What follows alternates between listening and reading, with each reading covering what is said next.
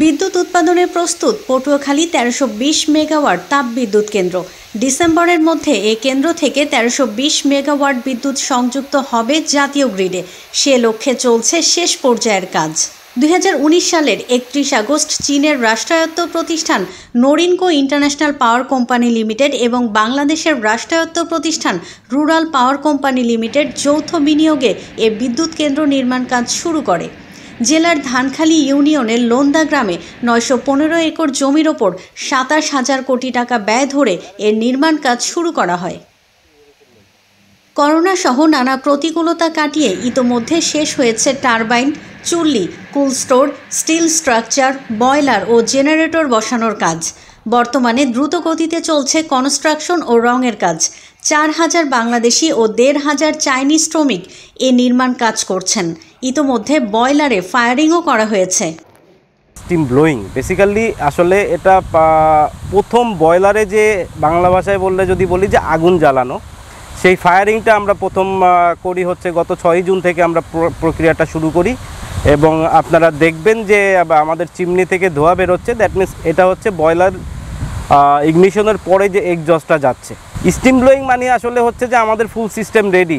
আমরা এক কথায় বললেও এর সাথে কিন্তু আমাদের পুরো পাওয়ার প্ল্যান্টই রিলেটেড। আমাদের বাকি যে অংশটা আছে জিআইএস হয়ে ন্যাশনাল গ্রিড পর্যন্ত, তো সেটা আমরা আশাবাদী যে আমরা হচ্ছে পরীক্ষামূলকভাবে জুলাইতে আমরা শেষ করলে সেপ্টেম্বরে আমরা ন্যাশনাল গ্রিডে পাওয়ার দিতে পারবো।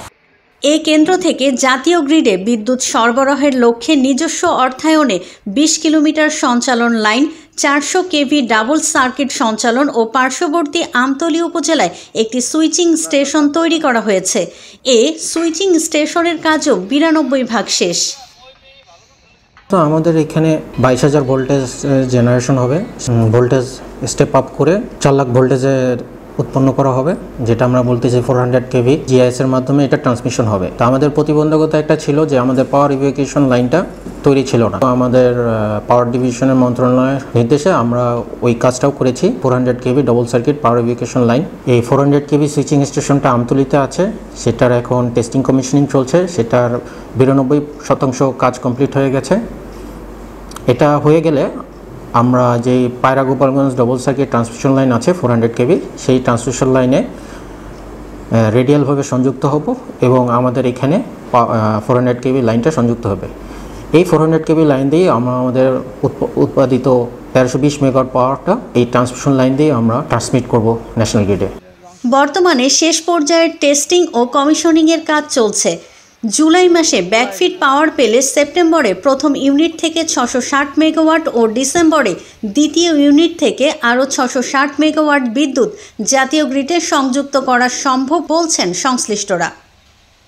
আমাদের এই প্রকল্পের একটা গুরুত্বপূর্ণ দিক হচ্ছে বাংলাদেশে আমরা প্রথম মেগা প্রজেক্ট যারা 20 কিলোমিটার সঞ্চালন লাইন, 400 কেভি ডাবল সার্কিট সঞ্চালন লাইন আরএনপিএল এর নিজস্ব অর্থায়নে তৈরি করেছি এবং এই একটা সুইচিং স্টেশন আমরা আমতলীতে তৈরি করেছি। এই বিদ্যুৎ কেন্দ্র থেকে যে বিদ্যুৎ তৈরি হবে সেটাকে জাতীয় গ্রিডে সঞ্চালন করার জন্য এই প্রকল্পটি আমরা খুবই অল্প সময়ের মধ্যে 15 মাসের মধ্যে শেষ করেছি।